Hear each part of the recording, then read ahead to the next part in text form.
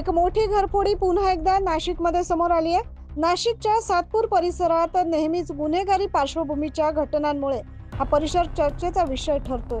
सातपूर परिसरात नेहमी चोरी, घरफोडी, हाणामाऱ्या अशा घटना घडत असतात। असाच एक प्रकार नुकताच समोर आलाय। सातपूर कॉलनी परिसरातील आनंद छाया साईबाबा मंदिर या परिसरात घरफोडीची घटना समोर आली आहे। रमेश महाले हे आपल्या कुटुंबियांसोबत मुंबईला गेले असताना काही अज्ञातांनी त्यांच्या घराचा कडी आणि कोयंडा तोडून घरातील जवळपास 17 ते 18 तोळे सोनं आणि 2 ते 2.5 लाख रुपयांची रोकड असा मुद्देमाल लांबवल्याचं निदर्शनास आलंय। याबाबत रमेश महाले आणि यांचे नातेवाईक यांनी अधिक माहिती दिली आहे। मी भूषण निकम आज सकाळी ज्या टायमाला उठलो असता आमचे मामा म्हणजे रमेश नामदेव महाले हे गेली 2 दिवसापासून सहपरिवार गावाला गेलेले होते मुंबईला आणि त्यांच्या घराला कुलूप होतं। पण आज सकाळी उठलं असतं त्यांचे खालील घराचं कुलूप तोडलेलं होतं आणि वरच्याही 2 रूमचं कुलूप तोडलेलं होतं त्यांच्या।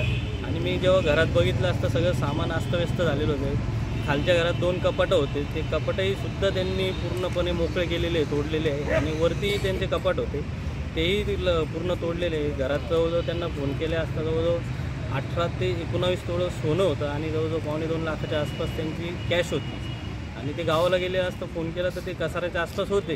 पण तोपर्यंत मी पोलीस स्टेशनला फोन केला, पोलीस स्टेशननेही सहकार्य केले, पोलीस स्टेशनही आलं लगेच आणि त्यांची चक्र हे चालू आहे। तसंच विशेषतः म्हणजे डॉग स्क्वॉडही लगेच त्या ठिकाणी आला आणि पोलीस त्यांच्या पद्धतीनं प्रयत्न तर करत आहे। पण कुठं ना कुठं हे चोरीचे प्रकार आपल्या भागात वाढत असल्यामुळे मी पोलिसांनाही विनंती करेन की आपण या गोष्टीवर आळा कसा घालता येईल याकडे लक्ष द्यावं ही विनंती करेन। दरम्यान या प्रकरणी पोलिसांनी गांभीर्याने तपास सूत्र फिरवत महाले यांना त्यांचा चोरी केलेला मुद्देमाल परत मिळवून द्यावा अशी मागणी स्थानिकांकडून करण्यात आली आहे। पोलिसांना घटनेची माहिती मिळताच पोलिसांनी श्वान पथकासह घटनास्थळी धाव घेत तपासाला सुरुवात केली। परिसरातील सीसीटीव्ही फुटेजच्या माध्यमातून या अज्ञात चोरट्यांचा शोध घेण्याचं काम सध्या सुरू आहे। सातपूर परिसरात अशा घटना वारंवार घडत असल्यामुळे पोलिसांनी देखील याकडे लक्ष देत परिसरात गस्त वाढवावी आणि अशा चोरट्यांना शोधून कठोरात कठोर कारवाई करावी अशी मागणी आता जोर धरते।